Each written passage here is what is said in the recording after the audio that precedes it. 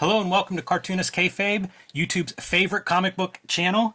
We are continuing our walk through 1990s comic book history with Wizard Magazine number 55. This is from March 1996. Things have turned, but there may be hope on the horizon, Ed, because we are looking at a cover of Jim Lee's Fantastic Four, Marvel's Heroes Reborn, one of the big events I remember from that second half of the 90s. And we're going to get into it with this issue and talk about chaos. This issue was a lot of fun for me to go through. I'm looking forward to digging into it. And we'll kind of probably pick and choose as we go through some of these articles because some of them are definitely of greater interest to me than others. Absolutely, man. And just before we really get started, I want to mention to everybody that we are coming to Heroes Con in a couple of weeks as of this recording. And Comic Book Christmas in July is the last weekend in July. That is where we're all going to take our doubles and our extra comp copies as artists and creators, and we're going to stuff those into the free little lending libraries that are all over our cities and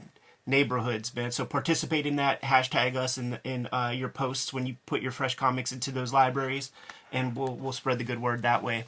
One of the things with this issue, Jimmy, count the goddamn Rob Liefeld ads in here. This is an amazing spread to me for those reasons. This is the first spread in the book. Most valuable real estate cost the most. You get Amalgam on one side, which was a huge hit. It was the number one book in, I think, 95 and 96 for Marvel DC. Almost no coverage of this in this issue, by the way, even though they're in the middle of it. Yeah, it pretty much happened. And then this is like the Roger Cruz. That's right, Roger Cruz on your cover like there. Young blood characters and stuff. And he gets poached from Marvel pretty much by he did his Kayfabe, his Gilbert, Joe Madureira stuff. And Rob Liefeld must have been like, okay, well, if I can't go Joe Mad, I'll get the Joe Mad clone. Yeah, absolutely. And look at this 90s desktop publishing design here with this lousy font. It was a big deal when they started to create cursive fonts that could actually like connect together. Yes. It's funny to remember that stuff. There's a lot of that kind of stuff in here, man. Like in the letters page. Well, I won't put the cart before the horse. You're eyeballing the Gareb Shameless editorial. Mostly I'm eyeballing his haircut in this picture. That's a ridiculous picture. He looks so happy in this photo, and I realize these things are mashups, but it just feels like he's so excited to have Jim Lee and Rob Liefeld back at Marvel. It's like they're coming back to the salad days of Wizard with that kind of lead. I mentioned this in our warm-up, Ed. John Romita Jr. and I think Klaus Janson on this Spider-Man ad, and I just watched a John Romita Jr. Spider-Man video this week. It was an image of Spider-Man being inked, and looks just like this. That's like cool. The same costume and everything 28 years later. Funny the more things change, the more they stay the same. Some of the ads are my favorite part of this issue, by the way. Yeah. Seeing the Death ad, I really liked this series. Like, I came to Sandman later, but something like Death was something that would have been coming out like maybe my freshman year of college, and I thought this stuff looked really great. The cover and the interiors of this just felt, I don't know, man. Like some of Vertigo's stuff I found very boring looking. Yeah. And with this, it just felt like cutting edge, like super good illustration. Yeah, it's Chris Bachalo, and what's interesting is he's already doing Generation X, and he has a kind of neo anime kind of style in that. But in the Death series, he leans back into his more gritty, probably natural style. Like the Generation X style, like makes him money in the comic industry, but I feel like his natural style of drawing is closer to, the stuff he was doing in Death. This is a fun, we have a Caliber Comics creator here rebutting somebody who called the creators whiners in a previous issue. So pretty big call out for that. Yeah. The one other letter of note that was pretty cool was it was talking about online forums and how they were so stoked that they would be able to find other people online to talk comics with, and I was here, like I had nobody to talk comics with at all. I had no computer either, and the idea of like finding like-minded people, but the guy was disgusted. It's all bullshit talk. It's all spam. Fanboys. It is also like, I forget what it was, what the day was. It was like either like Black Tuesday or like Black Thursday or something like that.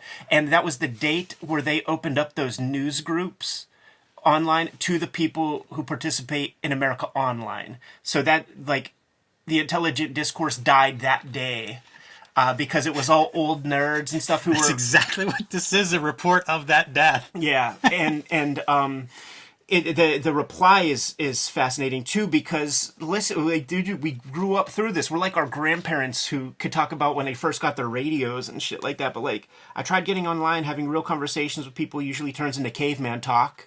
But here's the funny thing to illustrate that, like, nothing has changed.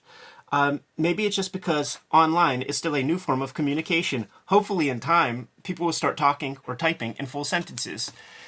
We know that not to be true. Right. Yeah.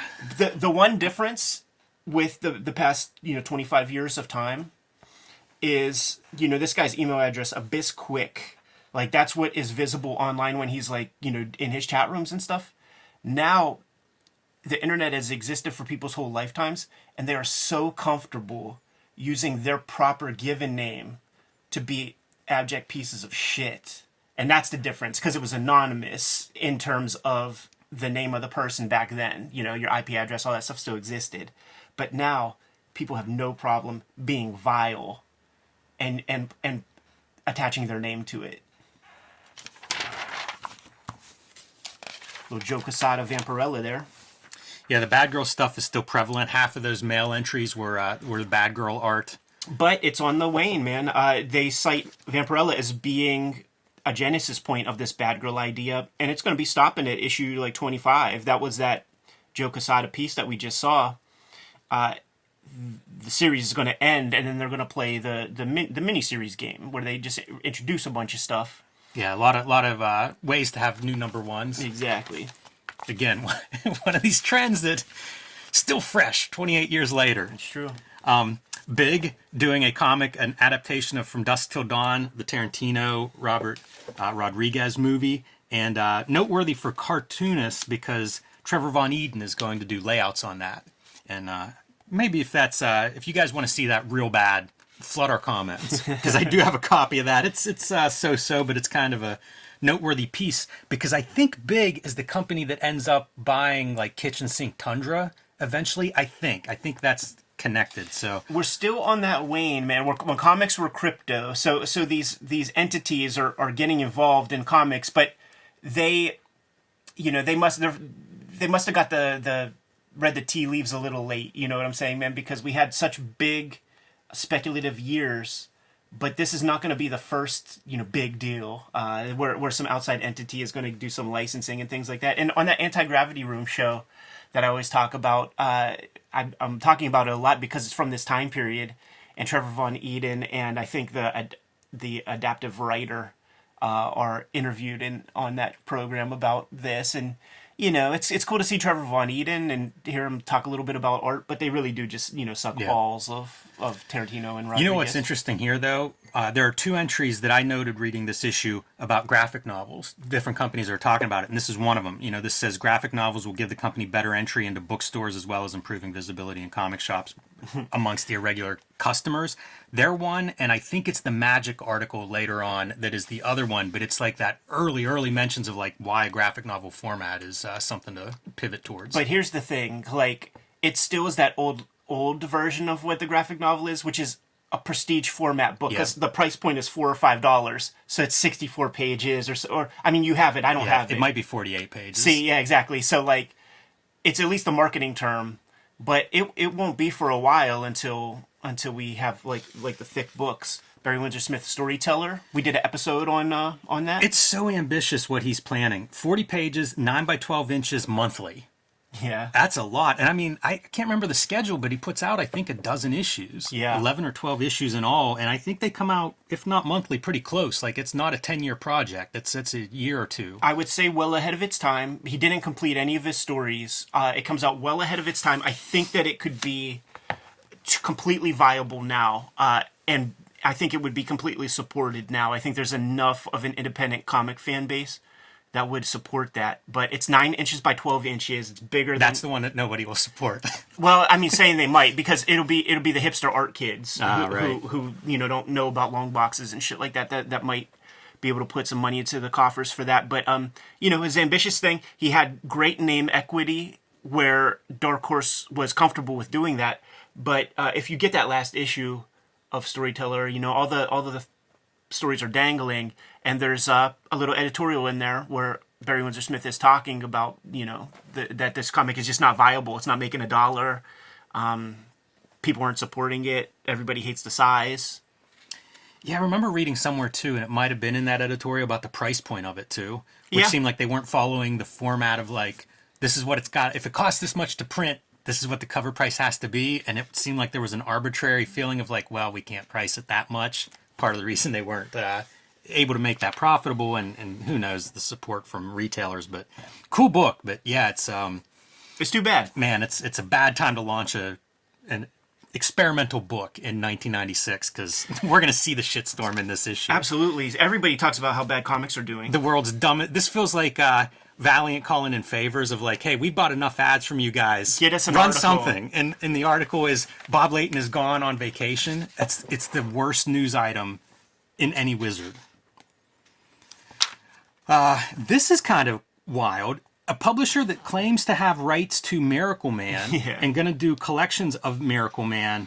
I don't think those ever came out, but they did do a Sam and Max collection, and this is another one of those early graphic novel proponents. But boy, you hit your wagon to Miracle Man in 1996. I mean, you're done. You got to mention the name of the company. It's called Marlo and Company, I guess, or just Marlo. I didn't know they did a Sam and Max, but I took a look in the price guide, and Miracle Man 15 is still just an average book. It's worth $1.75 or something. And one of the things that we were making note of while we do these Wizard episodes is paying attention to like when that price shift changes in the price guides, because now that book is highly inflated, and it has come from Wizard. It really does. In the good and cheap, they're going to eventually show Miracle Man 15 and talk about how it's the greatest fight scene ever in the history of superhero comics, yada yada, and then it's going to start to pump up. And but it appears that there's no fewer copies of that issue than any of those other issues before or after. So it is very arbitrary in a way. And now that they sort of put the Wizard effect on it, it has made it a sought after book, and people would hold on to it. That's so interesting. ElfQuest, future publishing plans. Jim Shooter's last big venture coming up here on Broadway Comics. So funny, man. Like getting Lorne Michaels into the game. Jim Shooter had Valiant after Marvel. That goes away. He gets Defiant after that. That goes away pretty quickly. And then he gets Broadway Entertainment, man. That's the company that like Lorne Michaels runs, man. I remember I had a it might have been a bootleg at the video store that I worked at, but it was called like Mr. Mike's Mondo Video or something like that. You ever hear of this VHS tape, man? It's a bunch of SNL skits from the 70s that didn't make it to the TV show. So like the early VHS stuff, they put that together. That's like where Dan Aykroyd is like showing off his webbed toes and stuff, and that's not a special effect and stuff like that. They did a special Mr. Bill for that, but that had a Broadway Entertainment logo and stuff. So once again, this is another example of, Lorne Michaels' financial planner like got the news late that comics are super popular or something, and you always hear about like with nouveau riche or something like where it's like you have to be protective of your investments and have like the right financial planners and lawyers and stuff. And I imagine Lorne Michaels is rich for a pretty long time at this point, but somebody talked him into giving Jim Shooter money for a company. Shooter looks so happy in that picture too. And it's that thing too. And also this is very, you hear Mark Cuban talk about this kind of shit like when they do that Shark Tank stuff where, okay, now we're investing in you.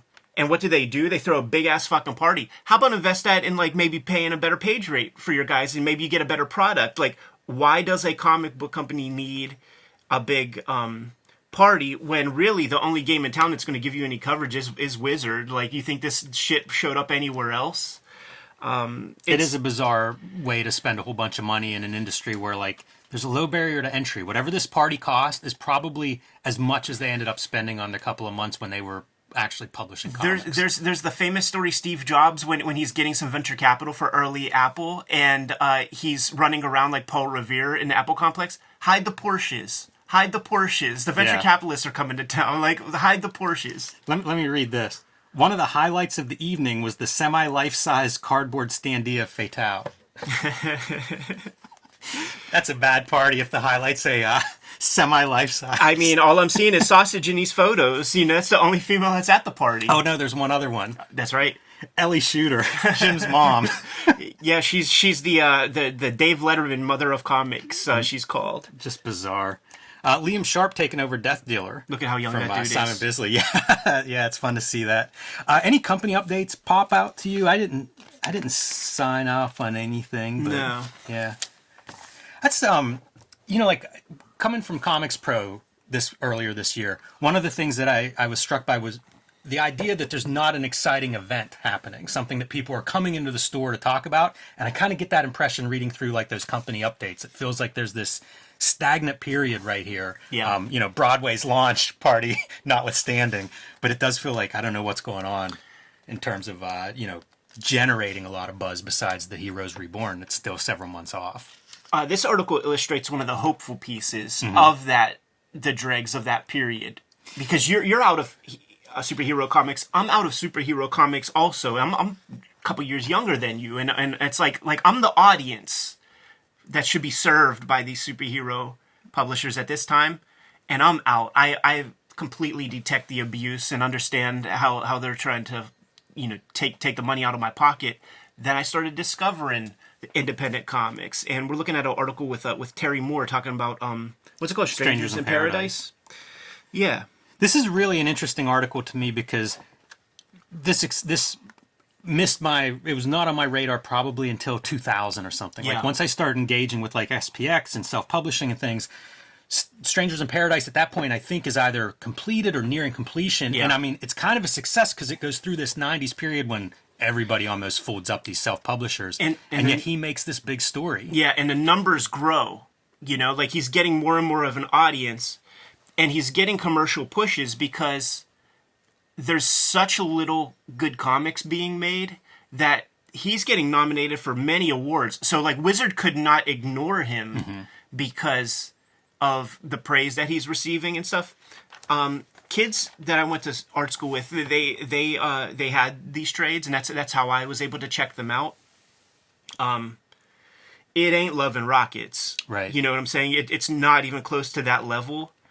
So like that was my thing where I'm like reading it and I'm like, oh, whatever. Like it's not, I'm not so into it because I'm spoiled by Los Bros. But it's interesting. This he's an old head, 41 at the time of this article. Yeah, and he's just kind of getting started, which is that, it's that Grandma Moses thing for you guys out there who might be late to the game but are making comics. Like you could have your hit when you're a little older and stuff. But yeah, he has a kid that's my age when he's just like starting publishing, born in 82. So that was pretty noteworthy to me. Yeah, it's a book that when I finally kind of gave it a look, I also didn't connect to it. And I think it's what you say. I had read Love and Rockets at that point, and Dan Clowes I was a big fan of. And like this stuff is probably it's kind of this middle brow, and I don't say that insultingly, yeah. but it was something different than what I was looking for. But it is this huge success story in a lot of ways. Like he's basically a comics lifer, and a lot of it is a self-publisher. So like, double kudos to him. And I'm sure a lot of people watching this are fans. Like this is a book that's been around and is certainly now at this point probably multiple generations of a fan base. I think that it probably acts as a gateway. Yeah, it's kind of like it's kind of like Lady Gaga or something, and not to be insulting or anything like that, but like she got girls out of like the bullshit kind of like boy bands or whatever, and like at least got them interested in like, if you like Lady Gaga, you got to hear the name David Bowie, and then maybe you get curious and you check some stuff out like that.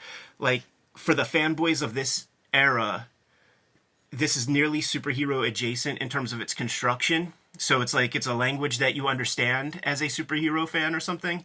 And then if you dig this, then maybe you go find, the stuff that is, the next level. Yeah, it's also the kind of thing you could slip to somebody who's not that eccentric comics fan where like, I'm looking for something really specific at this point as a reader. or as a creator, this is kind of the thing that you could just hand to somebody casually and be like, come on in, try comics. Yeah. How about an ad for Kingdom Come? We're going to have to do it, Jimmy. Yeah, that'll be a big one. It's, man, the bat and the eagle, it's like, what a mashup. How cool that he's able to like paint that fade though, huh? Like Yeah. that motion blur. That's showing some skills, man. Yeah, no doubt about it. Big book. That's probably one of the other big events of 96 is Kingdom Come. This is that thing that Wizard started maybe 10 issues ago of having these like 2-page spread and just overview of a series. This is for the Dreaming, hoping to grab some of the audience from Sandman after Sandman ends. You know, in The Wire, there's that Bunny Colvin speech that he gives the guys about, you know, creating Hamsterdam, where he's talking about the great act of civic compromise was to put your bottle of elderberry into a paper bag. And, like, this is comics' great act of, like, civil compromise. Very famously, it's not in the article, but very famously, Neil Gaiman is on record many times saying, like, we're going to wrap up Sandman. If you, DC Comics, make more Sandman comics, I'll never do anything for you ever again. We're just going to cut our losses. I'm going to take it as a disrespect, and we'll be done. And he feeds them stuff every now and then. You know, he'll do a comic for them every now and then. But the act of civil compromise between the corporation and the creator was like, cool, we won't do a Sandman comic. But you created dozens of very cool characters within the series of Sandman. How do you feel about us exploring all of those ones, man? And he kept doing DC Comics, so he must be okay with it, and that's what the Dreaming is. You know, now obviously he didn't create Cain and Abel, but he created Gregory and you know, Merv Pumpkinhead and those kinds of characters. It's Terry Laban who's doing the first batch of issues. Mm-hmm. He's one of the, you know, he's one of the Chicago cartoonists. Like you look at the old, you know, in Masters of Comic Art or whatever, the mini comics that the Chicago guys were doing, Clowes, Chris Ware, like Terry Laban's on those pages. So that's pretty interesting. I don't know if this piece is him. I'm imagining so. I think he's just writing the first arc, I think. I see. Yeah, I'm not sure who this artist is. Bad on Wizard for not having that spelled out somewhere. Like, give credit to what we're looking at. Yeah. Skip. Another Rob Liefeld ad. Pat Lee, who goes on to do Dreamwave. Yes. I was going to say Dark Minds, I think, is like one of his breakout Image comics. But it's that early, like, really bringing anime style into, like, the... You know, it's very different than what you see here. Yeah, the art could maybe even be the same, but it's that cel-shaded color that's it. That looks like an animation cell. He's a very colorful figure. And like, it's never going to come up in the Wizards that we look at, but his subsequent life, like, you know, we have to be so careful about talking about, because I don't know about, like, slander, libel shit. You see Bloodpool, you know, copyright, like, Rob Liefeld. So even though Rob's doing this Marvel stuff, like, he's still putting a lot of shit out there. And, like, this stuff, I remember thinking, like, being nervous of even having this issue, because that's, like, almost obscene. Like, it's a fucking full camel toe, like, on his drawing. And he would do that. That was, like, his innovation to comics, was putting, like, camel toes on girls, man. I always like whenever they throw a wrestler in these... in this nonsense. Look, dude, he's got a bunch of scissors coming out of him from Arn Anderson. Ouch. Here we go, man. This is what you guys came here for. Wow. This episode is brought to you by the Cartoonist Kayfabe Patreon. 3 different levels will give you access to our videos before anyone else sees them, to give you a leg up on the Kayfabe effect. And at the King Kayfaber level, you actually sit in on our recording sessions. This episode is also brought to you by the books that we make. You see our bibliography in front of you right now. In addition to all of these books, Ed Piskor's Red Room Crypto Killers, the new season of Red Room, is now out. Issue 1 is available now. Issue 2 cover here. There are also a clip of variant covers by Ed, Peach Momoko, me, and many other great artists. The other big book that Ed is releasing later this year, Hip Hop Family Tree, the Omnibus, collecting all of the Hip Hop Family Tree strips in one handsome 500-plus page volume, including over 100 pages of new material. That'll be out in time for the holidays. Got to pre-order it now so Fantagraphics knows how many to print. There's also an Omnibus collection of X-Men Grand Design coming out later this year. Again, pre-order that one today. Let them know how many you need, because some of the X-Men Grand Design 3 volumes are out of print. So get that one big, handsome collected volume. My next big book later this summer, Street Angel, Princess of Poverty from Image Comics. This is available for pre-order now. Collects all of the Street Angel comics that are not in Street Angel Deadliest Girl Alive. Also available and back in print from Image Comics. You can also pick up my Hulk Grand Design with the fluorescent green cover. You cannot miss it. As well as Plain Jane's, the first young adult graphic novel. And now back to our program. And Jimmy, if you don't put the Captain America with the chest on the thumbnail, man, that might be the missed opportunity. Yeah, I think you're right about that. They even mess it up here a little bit by blocking it out with a shadow. But because it had no controversy, it was fully accepted until the internet became more mainstream and people were like doing retro stuff. But like, if you flip the pages real quick or whatever, like that didn't raise any red flags at the time. No, and I think there's one more image of Captain America like this in this issue. So maybe the Wizard staffers recognized that they had some gold on their hands with that. When I first talked to Rob, he like when he first called me years ago, Hip Hop Family Tree issue 1 era, he brought up that image, and that he was like, and Jim Lee said that, you know, I should take that chest down, blah blah blah blah blah, but I didn't. But to me, it didn't even strike me in any real way either. Like I see the absurdity, but superheroes are absurd. You know what, too? In hindsight, if you're Rob Liefeld, if you're anybody, wouldn't you make the chest this size if you knew what... this is an iconic image. It is. It's a meme. If it's an anatomically correct chest, I don't know that it registers as anything. But as it is, like, it's been around 28 years and people still probably remember... I bet they remember this a lot more than they remember the Jim Lee Fantastic Four cover. And that's why I think that that Billy Tucci dude put 6 fingers on She on that first cover. Look at how over... This is an interesting pie graph to me. Let's get into some visual aids. Let's get into our PowerPoint presentation now. But the Jim Lee books, yes. Iron Man and Fantastic Four, 80% of this fan pool behind that to kind of give an idea of Jim Lee's still, you know, such a popular artist at this time. Like, it's his popularity, I don't know if it's ever waned. One of my big takeaways, they just kind of explain loosely what's happening. Not a lot of details exactly, but they talk about any characters that are created, they'll have a profit participation in, but Marvel will own those characters. And I think they have like a 6-month, they'll do 6 issues, and then there's like an out. And I think that's when Liefeld leaves this project and Jim Lee takes over the all 4 books after the 6-issue mark. That's about as much as I get from this article that's just laying the groundwork. But the part that I was shocked by is this nuclear reaction. This is a list of people responding to this idea, and pretty negative for the most part. And they have names from Frank Miller to Hart Fisher. Yes. So it's all kinds of people weighing in. I thought they had one of the hosts from Gravity Room, but that must be somewhere else that weighs in. All negative, but it is worth noting that this guy, Ron Moores, the writer of Green Lantern, is the most lukewarm, political, diplomatic guy of them all.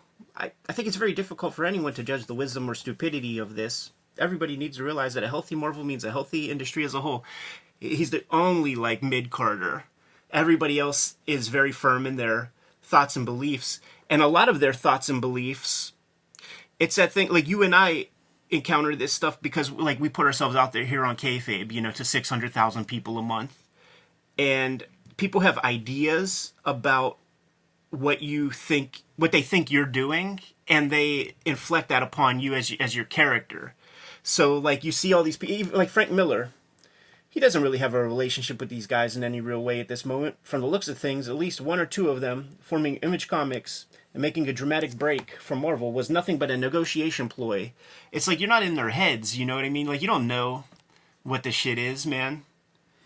It's wild, though. Like, I'm insulted that, this is Tom Lyle, I'm insulted that Marvel had to go outside of the company to save the company. By the way, end of 96, they're bankrupt. So they needed to do something. This didn't actually save it, but they are in trouble. And also, Tom Lyle, like, you're an independent contractor. You're not in no company. The people who are in the company are the editors who have health insurance. You ain't in the company. You're just a guy that they're contracting work to. You're a plumber, like, to this bigger company.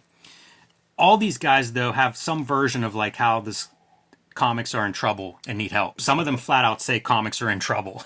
You know, Kurt Busiek, the comics industry is in trouble. Yes.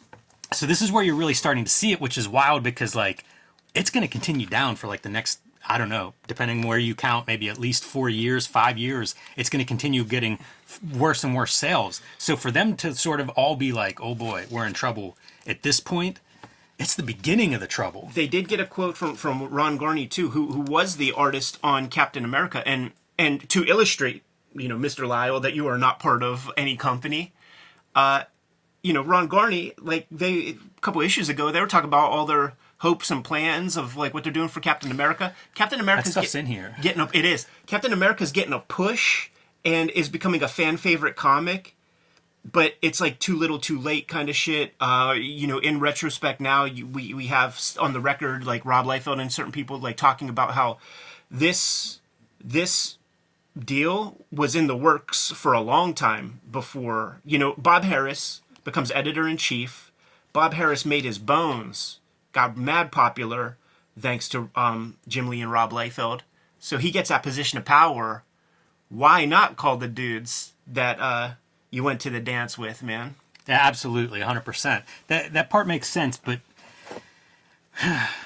well, we know how it goes. What else is in here is Mark Waid. Liefeld keeps talking about Mark Waid being the Captain America scripter. And that, of course, doesn't come to pass because I think there's some hard feelings once, Mark Waid and Ron Garney are kind of shown the door, at least briefly. I think they come back after this storyline is resolved, but I think there's a lot of hard feelings at the time of that. The other noteworthy piece about this Heroes Reborn stuff is that it harkens back to the golden age of comics. Jim Lee has a studio of comic book makers. Rob Liefeld has a studio of comic book makers. In the same way that Eisner and Iger had a studio, or Victor Fox, or any of those guys. So these books are kind of like being consigned to, this outside studio to like do your thing, put your books together. We have to have final say. We can't have you disrespecting our properties and stuff. But that is a fascinating notion. Is. Yeah, it really is. That you kind of like outsource it at that level. I like that idea. I do too. I'm glad that you mentioned that because it's definitely worth noting because you've got old timers that's a known history. At this point, it's 40 years in the past, maybe 50 years, the beginning of that studio system. So at least they're trying something too. I don't know how public it is or where Marvel actually is at that point, but kudos for like trying something to get them out of the doldrums. The Crow sequel covered here. I don't have too much to say about this. We were talking beforehand. I don't even remember how many Crow movies were actually made. I think there's at least 3. Plus a TV show. I know that the guy who was in Brotherhood of the Wolf played Crow once. And so that's not this dude, so that's 3 there. But that might have been the TV show. I remember watching about 2/3 of one of the Crow sequels at like TCAF, late at night. And just being totally confused by what was going on. Like, this is not to be insensitive, but you see this Victor Perez dude here steps out of the Crow's shadow. So you get to play Crow in the sequel. Like, when you're going to have a scene of violence, like, you're going to make the stunt guy shoot up in the air first, right? Yeah, I bet there aren't a lot of gun scenes. I bet they're all filmed differently. Isn't that just point. Just cannot wrap my head around that like loss of life like that in movies and shit like that. I cannot wrap my head around that because it feels unnatural to point a toy pistol at you and pull the trigger. It feels unnatural to me. So like, why don't you just fucking point at a wall and shoot before you do a scene or something, man? Not only that, if you're shooting from a profile, right, like this, to turn it so it's not pointed at a person would not even register on film. Right. Like, it's a degree or two. Right. It is crazy. And, you think of, like, that Alec Baldwin movie somebody was exactly, shot that's what I'm talking about. I don't know how it could ever happen twice, and it's happened more than twice. It has. I don't know, man. It's baffling, but... And even those kayfabe guns are dangerous, because, like, the one lady from... she was on Pee-wee's Playhouse. Her husband was a stunt double, and he was just kind of being an asshole, joking, like being a jokester, and he held like a kayfabe gun with that had like the little blank charge. Yeah, but it's like a special kind that like is designed to hit you. It's because it like creates like a little spark. It's like these like little beads or something. It's like a paper wad or something, and he sent the fucking paper wad through his head. Yeah. Yeah. One of the takeaways for me is this idea of like they make this movie, The First Crow, for $20 million and it grosses over $100 million. That's how, like, it's out of your hands at that point. Like, you're just going to get sequels. And regardless of how troubled or, tragic that first movie is, it's like, it doesn't matter. The bottom line dictates, like, we're going to do this again. It's America, baby. Like that is one of those things because it would have been probably did the numbers of like Double Dragon or like any of those kind of movies, man, but it had this baggage attached to it that made all the sort of rubberneckers show up and like, let me see this. They compare the two, and both budgets are the same at 20 million, which is what has changed, I think, in movie making now, where like you get the sequel and now it's suddenly bigger. Yeah. Bigger budget, bigger cast, bigger. Whereas here it's kind of like, no, we can do it for 20 million, keep that going, and we'll just keep cashing in on it. Kurt Busiek, talking Untold Tales of Spider-Man and Astro City, and you see an Astro City piece there by Alex Ross, was doing covers and I guess character designs for that. What a piece, man. Punching a shark, dude. Yeah, right. That's so great, man. Great uplighting or downlighting or whatever. Kurt Busiek, once again, just kind of like that Terry Moore stuff. There's a theme in this issue. Comics is so bad that the dudes that have some skills really shine. And Busiek has a big workload. He's got to do about 30, 40 comics a year that he's kind of scheduled to create.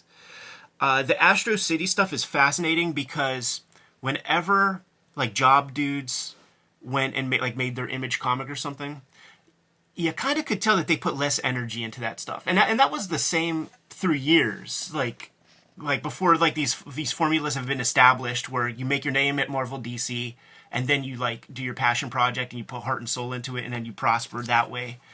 But like when those guys were dancing with the indies, they're so of the mindset of like, I get $500 a page, I will put $500 worth of effort into this page.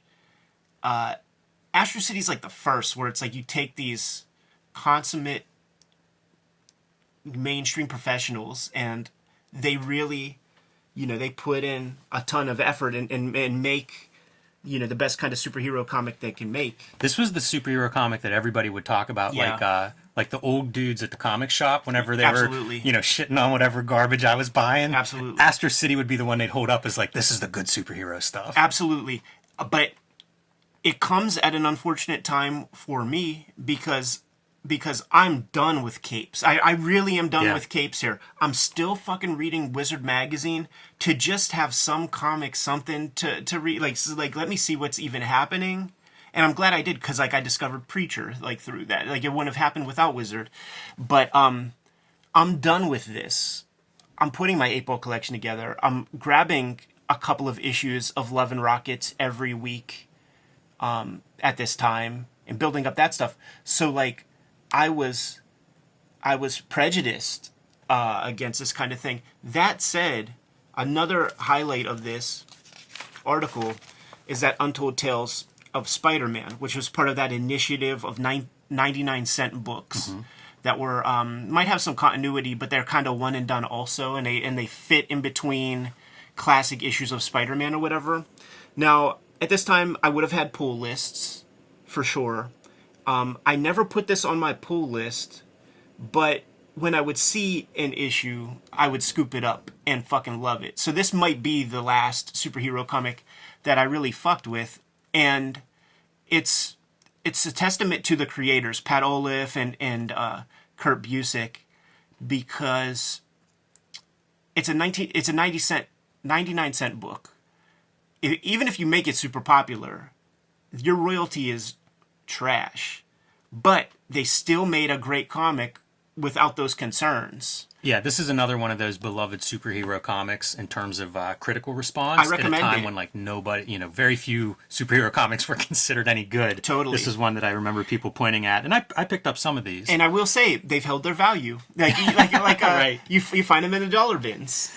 It's interesting because Busiek tells the story of there was somebody else was slated to write it, and they backed out. And whenever Busiek heard about it, he basically outlined like the first 6 issues over Christmas break or something before he was even officially going to pitch it. So like whenever he got a chance to talk to Tom Brevoort, which is interesting too, like there's a longtime Marvel editor. It's got to be the longest tenured Marvel editor at this point. Oh, yeah. But active back in this time, 28 years ago, he shows up and it's like, here's the outline for the first 6 or 7 issues. I love that enthusiasm. You know what I mean? Like as much as we say jobber, it feels like this is a job he wanted and cared about and really put some effort into. Yeah, he's a scholar of that Silver Age Marvel stuff. You know, like he did that. He created X-Men Grand Design in the 70s with Scott McCloud, and they, you know, did their whole retrospective of the X-Men. He's read all that stuff. He's internalized all of that material. Garth Ennis writing the medieval Spawn Witchblade crossover. Listen, man, he's the new hot guy, and you know we've done some Alan Moore comics, so let's get the next European fella. All right, Wizard Q&A with Mark Waid. So most of these comics, like the Flash stuff, I've never read. I have no idea. There's a lot of DC stuff in here that I don't know about. So what I'm going to say here has nothing to do with the quality of what he's writing, but this is pitched as basically he's such a fast writer, and I think they're trying probably to play on the Flash. You know, he's writing the Flash, so let's play up the speed thing. But it's emblematic of like, what is wrong with comics? How about that speed is something that we glorify? Right. You know what I mean? Like, I've heard people really talk about how like the monthly schedule of comic books is a problem. And whenever you're saying speed is the virtue that you need to be the celebrated writer or creator, possibly that's a problem. Right. You know what I mean? Like, I don't care how long it takes. Make a good book. Yeah. Yeah. And again, not saying that his weren't, but that is what that first page is all about. It's just how fast he is writing all these different comics. They're going to bring him to X-Men. And I remember that being a thing that felt weird because it was X-Men is such a flashy, kind of cool book. Mm-hmm. And, you know, even at this point, he's like a middle-aged, you know, ginger and stuff like that, man. So like, it felt like an infiltration of like the cool property by like the old heads. You know, they're coming to the mutants, and that was a big deal. Another Rob Liefeld ad for his properties, and I think this is like one of those great illustrations of when we talk with Rob. He's like, I ink my faces, and you could tell that ink job, like Rob Liefeld did not ink any of this. You could just tell. And you could tell that it wasn't like Danny Miki. You know, it's definitely some like low level. Jonathan Sybil probably. You know, I just don't know, man, because like I knew his stuff real well, and that feels even more slight. But I also think that this guy put some lines on the face too a little bit. So this book never came out, right? I don't know. An Alan Moore, Rob Liefeld War Child, I don't think that ever happened. Yeah, I don't know. I you know, we brought it up many times before, and we've gotten answers. But I always forget. I have no idea. Yeah, the only War Child I know is the Chapier storyline. So I don't know if that's the same thing or something different. Here's the other Mark Waid piece is still talking all of his hopes and dreams and things he has planned for Captain America. So we just saw the Rob Liefeld, Jim Lee article, and this interview perhaps was done before that news broke. And it just looks goofy. It speaks to the editorialism of Wizard as being a little bit hacky because there's not even a mention that, like, you know, the end of a legacy has nothing to do with the end of the Captain America, you know, run that he and Ron Garney are doing. It's just about, like, the legacy virus and X-Men. You know, he's going to clear up some dangling threads. And also, I don't think Kingdom Come is... It's mentioned here in the beginning, upcoming Twilight of the DC Universe epic Kingdom Come with artist Alex Ross, but I don't think it's talked about in the actual interview. How cool is that? Yeah. That's a good toy, man. That's one of those, like, 4-pounders, right? Like, that's a big, heavy-ass toy. Like the LJN, Andre the Giant kind of deal. But if you're a little dude and you just are in the store, you got to scoop that up. And then when McFarlane creates this kind of thing, I'm sure this comes first, and he's like, well, now I got to figure out how to, like, weave that into Spawn lore. Yeah, and there wasn't a lot of weaving that in, is there? He's in there. Been after I left. Yeah, no, he's definitely in there. Man, this fucking Mark Waid shit is long. Yeah. More Rob Liefeld. Another Rob Liefeld ads. So, prepping for this was one of those articles where, like, oh yeah, this ends up being huge. Yeah. Magic the Gathering. Talking about it coming into comic shops, and there are stories by comic retailers talking about how this is half of their business now. Absolutely. It came out of nowhere. I was watching a video about the origin of Magic the Gathering. I'm just curious because it just shows up, and it was this real fascinating thing where like the guy creates the game based off of like a game that he made before. There's a famous con called Gen Con, which is like the role-playing tabletop game convention, the big one, and they produce their card game. It takes an extra day, like they're down a day at the con because their order comes a day late. And with all that said, they sell out of like 2.5 million cards at that convention. And then within a year or two, it's like 7 billion cards have been made. Yeah, there's a number in here somewhere. I should have highlighted it. Of like this industry goes from not existing to like millions of dollars basically in it. Okay, it goes from estimated over $100 million sales for just the Magic card games, and this is from nothing. Like there wasn't a collectible card game industry. Yeah, no, it didn't exist. But here, go back a page. But look at this, man. It's already starting with. They all have it. DC has one, Marvel has one, Wildstorm has one.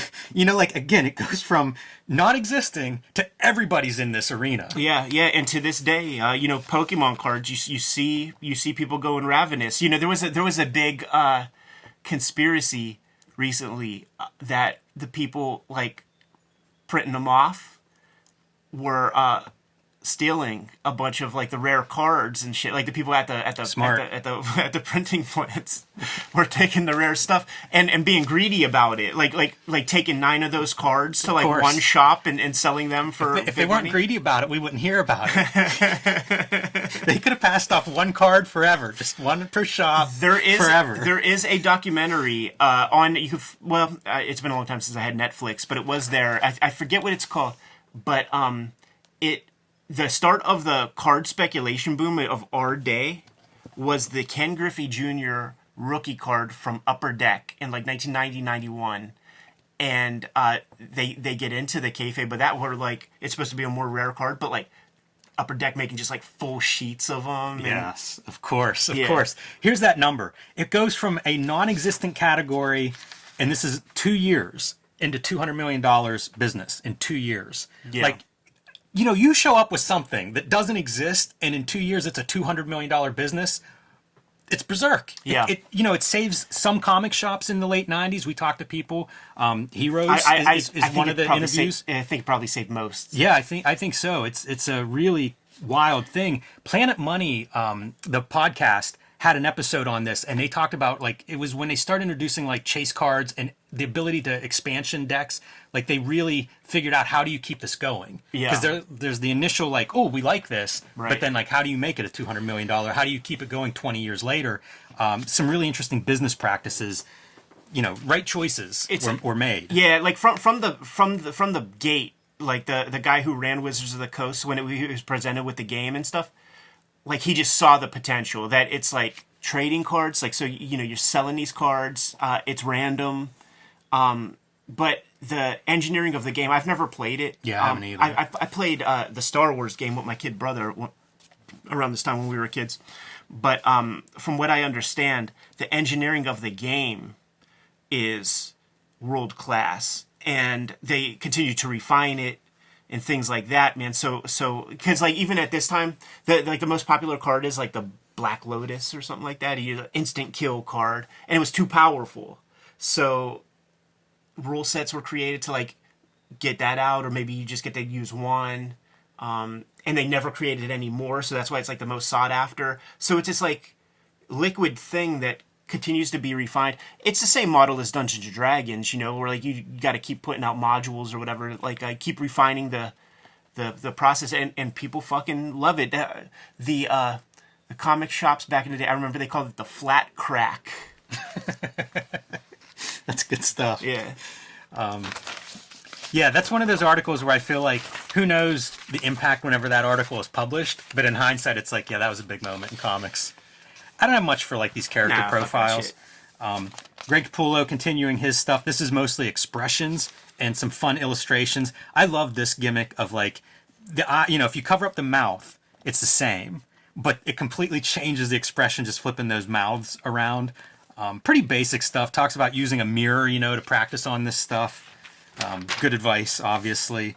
Does the same thing almost with fingers. Like, look, the finger's doing the same thing, but you just position it a certain way and it means something different. He's great with hands, He by is. the way. He is. Very expressive hands here. And I don't think I would have put the nail on the head as a kid. Just didn't have the language for it or the understanding. But it's cartooning. Yeah, 100%. You know, just because there's a million lines everywhere, doesn't make it realistic by any stretch. Like this is pure cartoon artwork. Yeah, exaggeration everywhere, but well played exaggeration, and then body language. So you go through like kind of the whole gamut of the human expression. So I would like sketch these things and just like I couldn't believe how fluid and how much weight and bounce, you know, like these characters feel like they're standing, and this stuff made me feel a little bit hopeless at the time. Where it's like I just even at this simple level, yeah, you see it all there, and I could not capture that. This stuff is so much harder than it looks.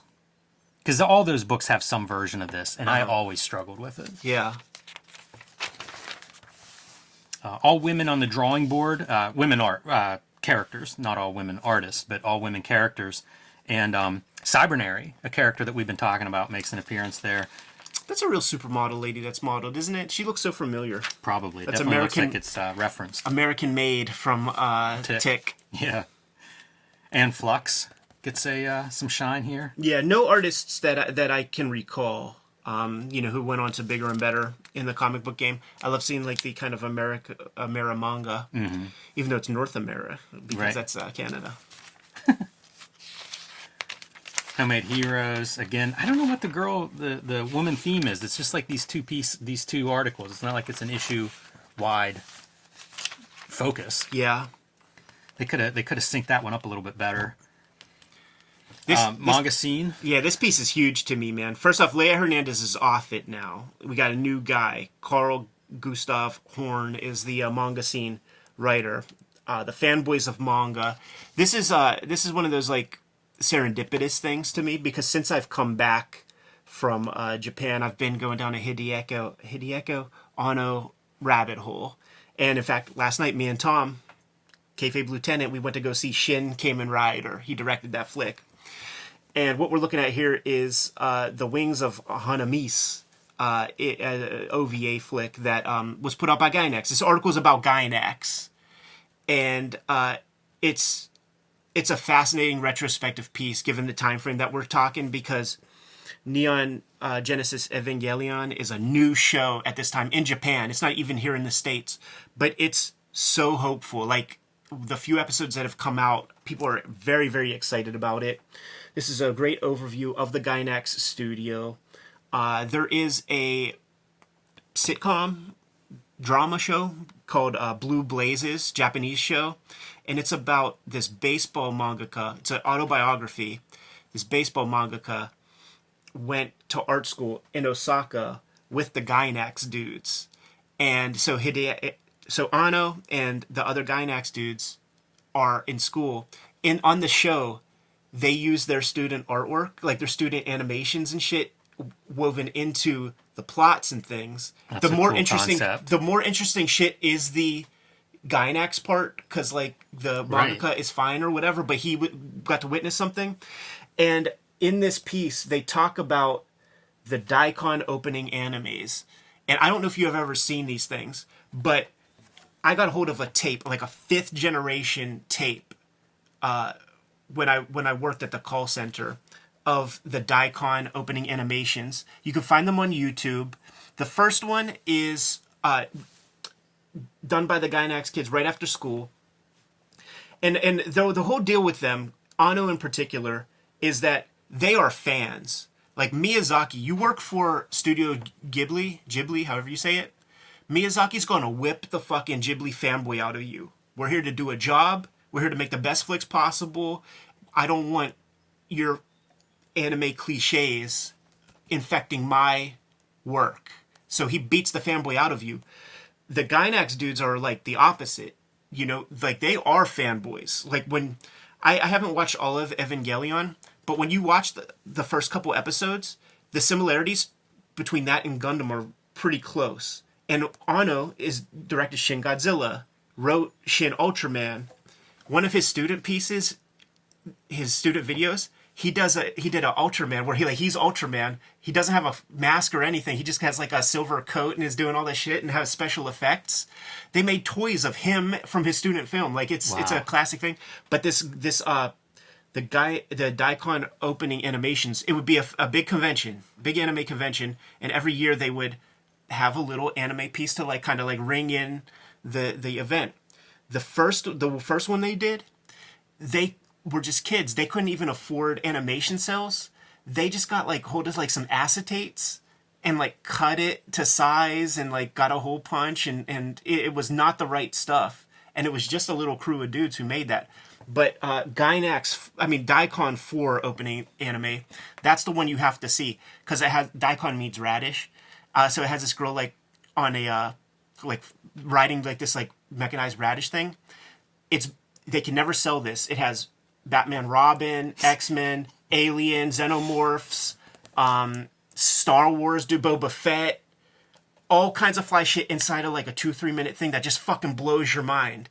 And it was a legendary thing and so mysterious because it's so bootleg. And the copy that I got, 5th generation, so muddy, like the magnetic tape was unforgiving. Yeah, do what you're doing off camera. Right. Yeah. The video was just line. It was just, and so like my copy that I copied off of Dave, it would be 6th generation. So like, but you could watch it crystal clear online.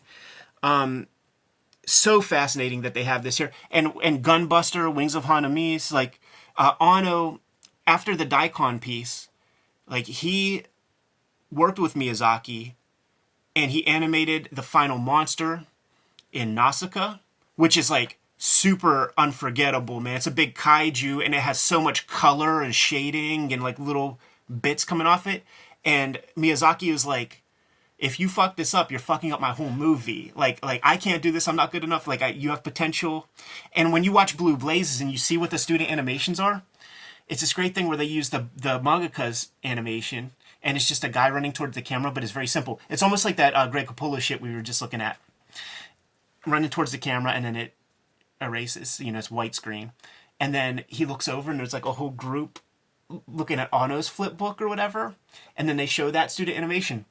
It's a car falling from the sky on top of another car, bouncing, and like the glass and like all the tires and stuff, just like, psh, like that's what it was. Super ambitious, extremely professional. Just, he's a unicorn creator. That's cool. They give their background and they talk about the very first thing that they shoot is shot frame by frame on a home 8mm camera. That was that Daikon 1. And I was reading like Corbin bio and same exact equipment. For his first animated film was like his dad's 8mm camera. So it's interesting how like, man, if you have that compulsion to create, like the tools just don't matter. All these guys did that exact same thing, man. Like Eric Goldberg, the guy who he's Disney animator, responsible for the genie in Aladdin. I seen him give a talk and he showed his student animations and shit. And it's the stuff that I'm doing in my free time where it's just it's just ink on paper, very minimal backgrounds because you don't have cells and you can't fucking afford that stuff. You just and now with the phones, there's stop motion apps that can act as that 8mm camera where you could do frame by frame, because that was the benefit of that 8mm is like you could just like snap a frame at a time. Camcorders couldn't do it. It would be like pause tapes. You hit pause, because I made stop motions with that. I put it up on the Kayfabe Insta, right? Where with my Power Ranger toys, dude, like you might get like 30 frames per pause, really. One other name that's mentioned in here is Gunsmith Cat's Kenichi Sonata, an old Gainax crony who worked on Hanamis. I liked Gunsmith Cats. Yeah. So worth mentioning, like a lot of talent to come out of that group. This is my first... Kind of reminds me of like some of those Deadline dudes that I think most of them were all like college... there was a core of them that were like college buddies. It's that young enthusiasm and where there's a will, there's a way. And Anno is... He's the unicorn of the crew that kind of like, is maybe slightly autistic or whatever. And everybody kind of rallies around and you just got to give him the space to kind of make his thing. But this is the first image that I ever saw of Hanamis. And I'm like, how do you animate that? Yeah. And the thing is, you don't. Like, this is like, the poster or whatever. I want to see Gunbuster. I've never seen that one. How about manga pick of the month? Battle Angel Alita. Talk about having a huge going on to have a huge career here in America. Absolutely. And Pat Labor, too, like the Pat Labor flicks, you see the manga entertainment, those were in the trailer for Ninja Scroll. So it's like, all right, well, if it gets the cosign on Ninja Scroll, I'm going to have to fuck with that. That and Angel Cop. I feel like this manga column in Wizard has really become like a Palmer's Pick 2.0. They've been promoting, too, that the next issue is going to be the manga issue, but they said that 3 issues. Yeah, it's got to be I look forward to it, but we'll see. Maximum Wonder. This is Minimum Wage and Bob Fingerman's Fantagraphics series. I'll be honest, I've never read one of a Minimum Wage. Yeah, I scoop them up when I see them, and I have checked them out. They're very, very dense. I like his artwork. Tom Palmer calls it simple, but it is not simple at all. I've seen plenty of his artwork, and it doesn't strike me as simple. It's very, very tight. I put Bob Fingerman up there. There's the Fantagraphics kind of golden age, right? The sort of Gen 1 creators and stuff. Or we'll just say the golden age. Fingerman skates in there. Dave Cooper skates in there. And I feel like the last of that core is Johnny Ryan. He comes out around 99. And I remember when he came out with Angry Youth Comics, I remember thinking wow, there's still room for these new guys. I was so stoked that because I was already submitting to Fantagraphics at this point. And Johnny Ryan is the new guy, but clearly of the same rigor and stuff, super tight inking, all of that kind of shit. To me, that he puts the cherry on top of that meticulous craft level Fantagraphics creator. And then it becomes more man, I just don't even know what was coming out from Fantagraphics in 2000 to, it's the Paul Hornschmeyer crew. They were a very hopeful crew, but comics is so the format's changed at that point too. That's true. I think that Johnny Ryan series was their last sort of launch series. Yeah. After that it was figure out a spine, put a spine on your book. Because Paul Hornschmeyer would do a bunch of books, but they were all sort of these standalone kind of books. And it's even later, that's just 2003 and stuff. He already did his Ad House book or self-published stuff or whatever that stuff was, man. It's a real weird dark period. I'll have to go through my Fantagraphics oral history and just see what the hell was even coming out. Was it all Eros? And you get 1 or 2 8 balls a year or something? It would be funny to look up, because the other thing that I find in dollar bins around here are all the Fantagraphics series that it's I've never heard of this one. Yeah. Anytime I see Fantagraphics on the cover, I'll pull it. So you remember the golden age, the people who have stood the test of time, and Fingerman's one of them. He's continued to work steadily on graphic novels and other series. I think he's done stuff at Dark Horse. So pretty steady, another lifer in comics, totally, more or less. But there are a lot of series, or even maybe one issues, that Fantagraphics published of oh, that's all they did, or didn't find the audience, whatever the case may be, that person was one and done. There's a lot of that stuff. I constantly pull books out that I've never heard of, didn't know was a thing to look for, and it's add it to my Fantagraphics comic book pile. Serial killings, man. James Sturm. Zoot. Yeah, I should pull all of those and just be shocked by the number of them. But it's got to be in the We Told You So book, some kind of catalog of that stuff. So Trailer Park is their ongoing movie column, and I got nothing out of this one. How about this, man? That's worth pointing out. Jim Lee's TMNT. And look at what pile of hokum that is. So bizarre. I don't know what that was about. It just doesn't... And the balls, right? To call it Jim Lee's TMNT. Yeah, it's very weird. I feel like this was supposed to be something, and it just didn't go. It may have been when he had an animation deal happening with... I don't know. Hard to guess. We asked Eastman and Laird, and we didn't get so clear an answer about that. It was just more yeah, sure, go ahead. I remember being really disappointed in the Dragon toys. Because the cartoon sucked, man. It's almost the Savage Dragon 13 X book. Is the Jim Lee drawn Savage Dragon is what this dragon is, as opposed to the Eric Larson dragon. Look, I mean, it's packed in with the Jim Lee stuff, so I think he probably had a big hand in it. And there is the Savage Dragon cartoon that's out. Right. Eric Larson was very honest in the interview that we did with him when we were going through Savage Dragon miniseries, when I said, like, it's just ballless, and he was like, it's ballless, because there's almost never a punch thrown. No, and that comic book is such an R-rated superhero comic, like to go to a Saturday morning cartoon. Yeah, it does. You're taking away a lot of what makes that book kind of unique.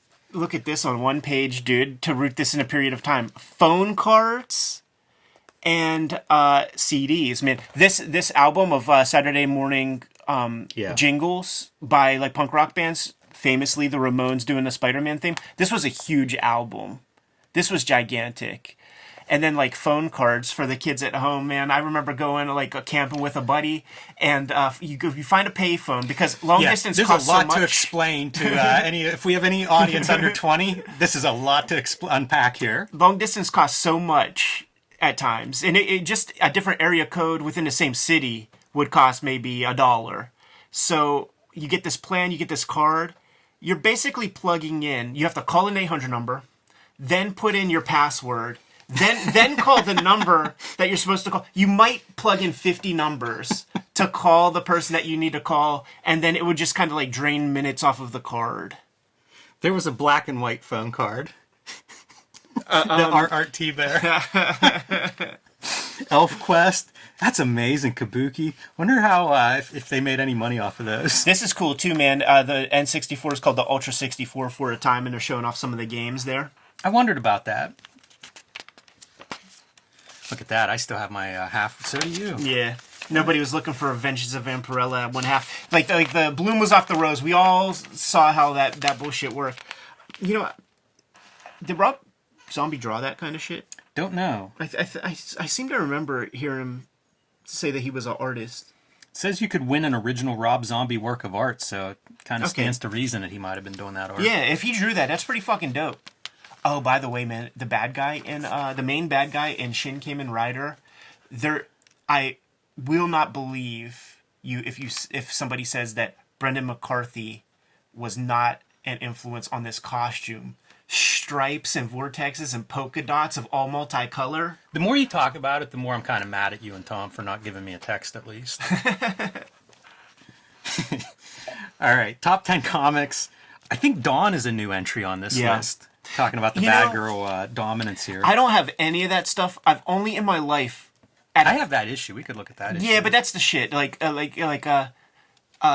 Cry for Dawn is an Outlaw comic that we've never talked about, and I've only seen one issue at a flea market when I was a kid, and the guy would not sell it to me. Because you were a kid? I guess, yeah. I think there might be titties or fucking or something like that in there. I don't remember that part, but I remember the duotone that was used and all the black ink that was used, and I want those comics really, really bad because they're just in my mind's eye. They're just so evocative. But that is a glaring omission in all of our Outlaw Comics talk, just because we don't have the shit. Like, do you have any Cryptodons? I never see them. I saw one issue once, as a kid at the flea market. So I feel like there probably weren't so many, and the people who got them want them. I've never sought them out in any major way. Like, I'm never went to eBay or something like that. But that is a glaring omission in all of our Outlaw Comics talk. Cry for Dawn. Like, this is more, this is spanky shit. It's not black and white. As far as I know, Joe Michael Linsler, just draws that same drawing over and over and over again. He just fills pages up with that drawing because it all kind of looks the same. But that black and white comic was pretty special stuff in my mind's eye. We're going to have to do this issue, by the way, Jimmy.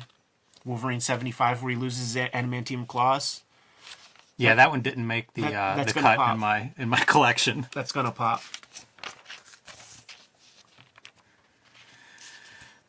Comics Watch. I got nothing to say about either of these. No. This was an early Gen 13 this one, I think. Yeah, this one might be the issue or two after the infamous Henry Pym Giant Man slugging the Wasp in the face, man. Because that's Bob Hall. That's the same creative team.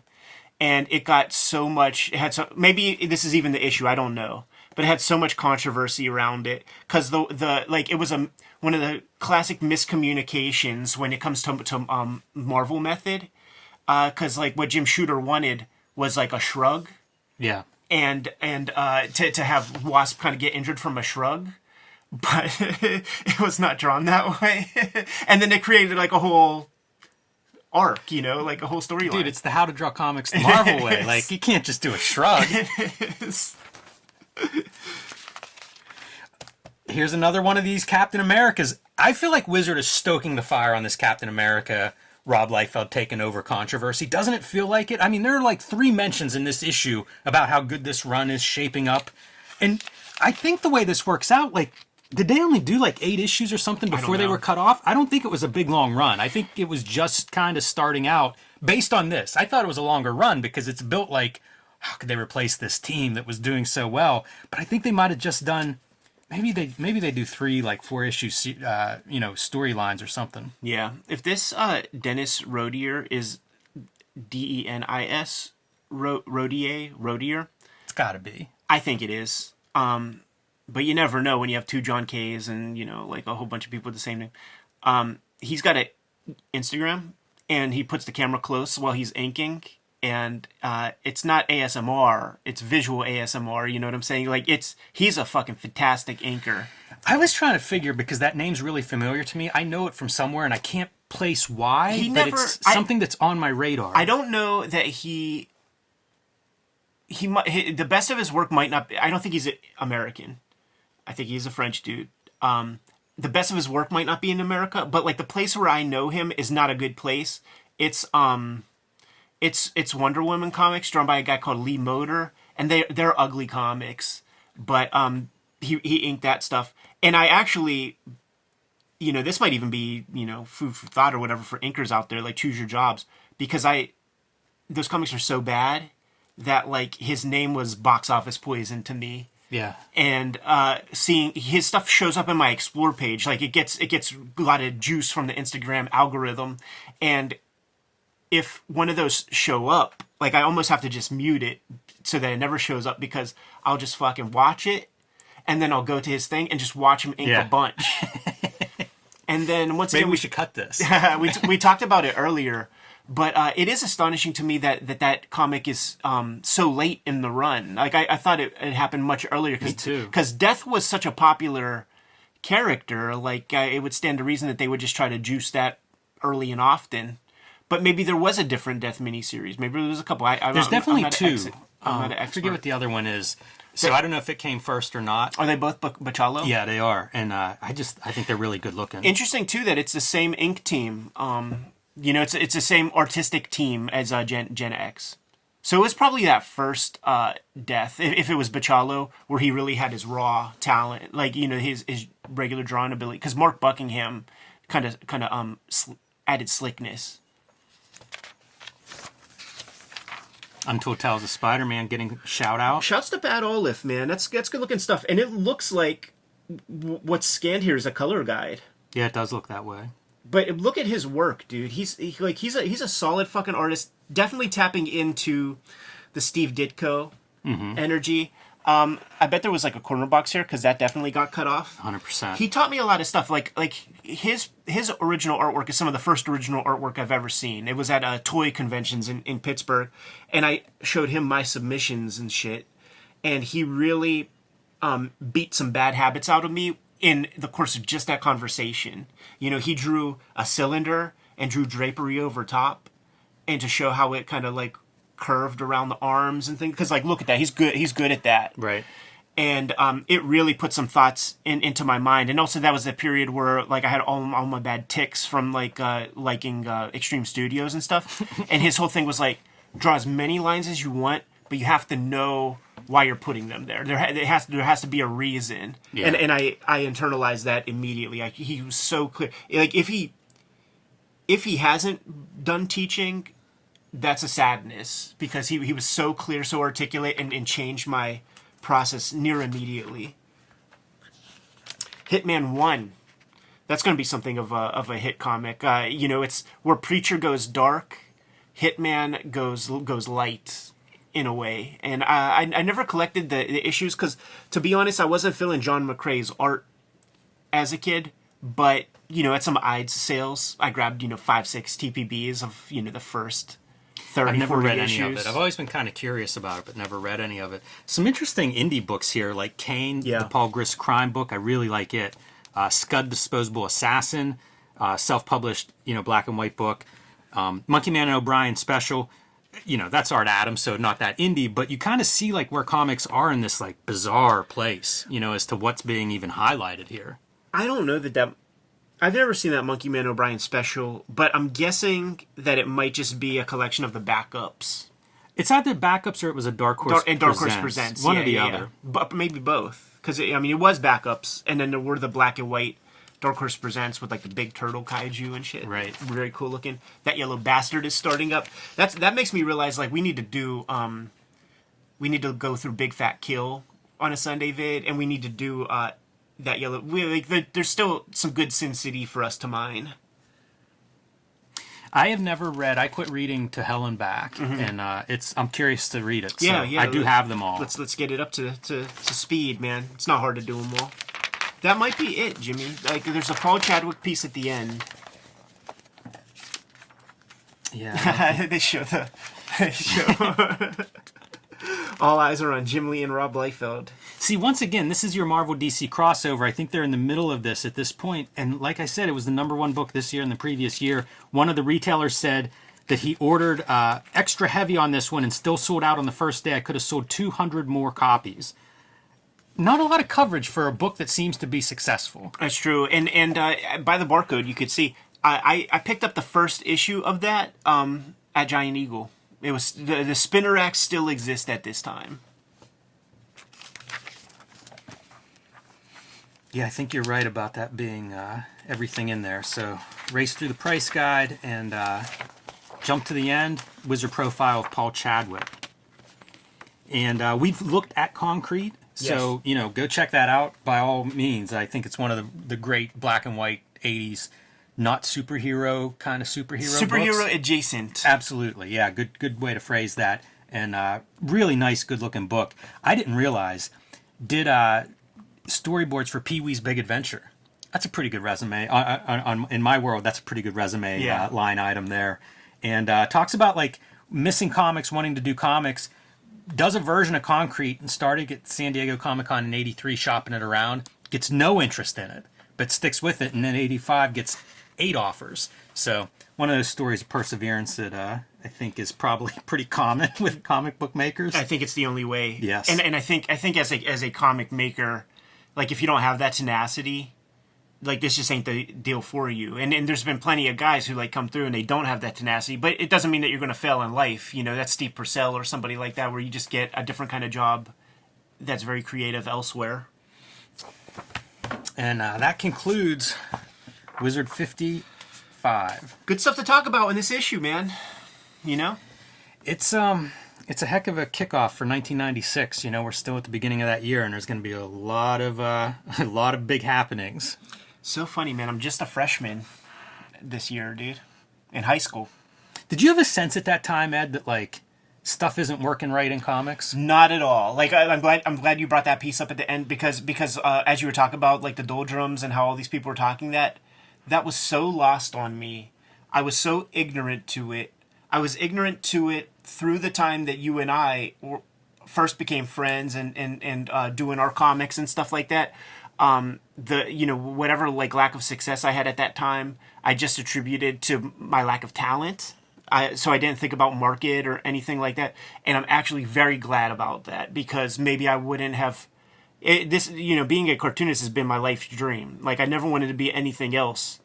So just doe-eyed optimism, youthful naivete, whatever you want to call it.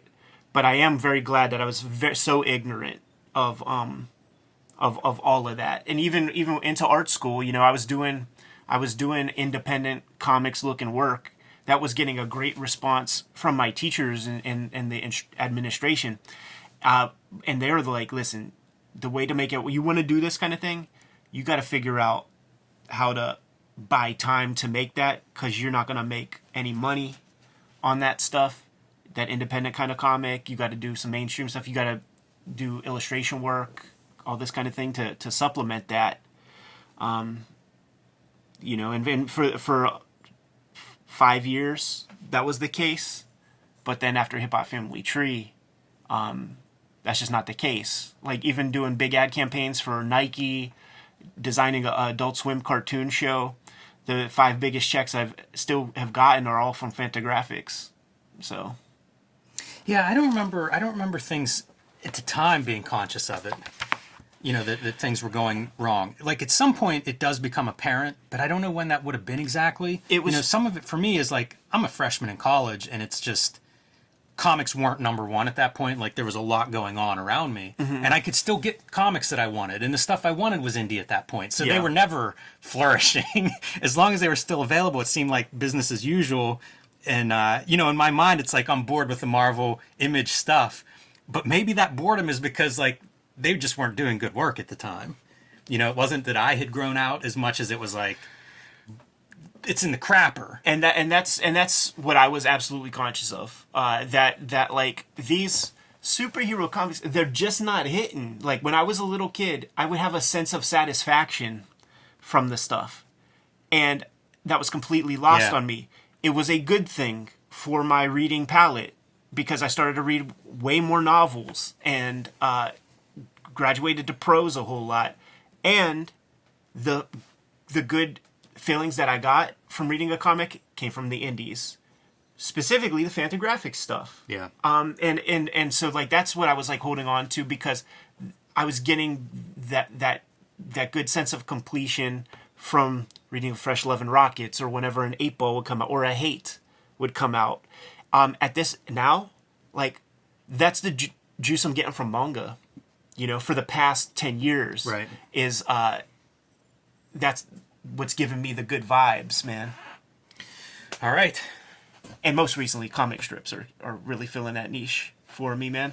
I'm good to go if you are. Yes. Kayfabers, like, follow, subscribe to the YouTube channel. Hit the bell so that we can notify you when new vids are available. Jimmy and I are going to Heroes Con this year in a couple of weeks. Come see us. Come say hi. Cartoonist Kayfabe Comic Book Christmas in July is going to be the last Saturday in July. Creators, take some of your comps, put them in your free little lending library in your neighborhood. Kayfabers, I know you have doubles. Stack those things up. Go through your long boxes, stack up your doubles, and share those things in the free little lending libraries in your neighborhood. We have a Patreon where people at the King Kayfaber level, they're kicking it with us right now in the chat. They get access to all the videos that we put out well ahead of anybody else. And the videos are brought to you by the books that we make. Jimmy, what do you have out there? Street Angel, Princess of Poverty is my next big release from Image Comics. This will be out later this summer, collecting all of the Street Angel comics that are not in Street Angel Deadliest Girl Alive. Street Angel Deadliest Girl Alive is back in print from Image Comics. So if you missed that, these are the best comics I ever made. They're available now wherever comics are bought and sold. Hulk Grand Design is available in a big, oversized, fluorescent green, beautiful package.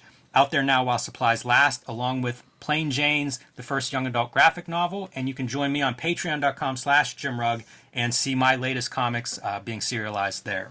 2 big books this year. Hip Hop Family Tree Omnibus is going to be out for the holiday season. It's going to collect the 4 volumes of Hip Hop Family Tree.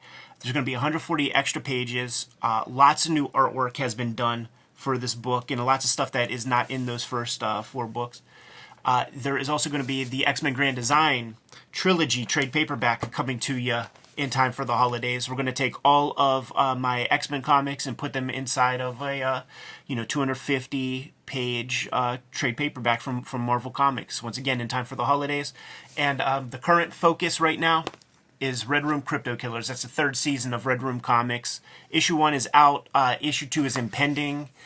Murder on the Dark Web for Fun and Profit is the name of the game. These are the best comics I've made to date. I hope you support them. There's going to be 4 issues in total, and there's no trade paperback this year, so if you want to read it, scoop up these single issues. Jimmy, what else do we have going on? Subscribe to the Cartoonist Kayfabe newsletter at the links below this video. You can also find Cartoonist Kayfabe t-shirts, merchandise, hats, fanny packs, stickers, and lots more at our spread shop. That link is also under this video. All great ways to support the Cartoonist Kayfabe channel. Give them those marching orders, and we'll be on our way. Read more comics.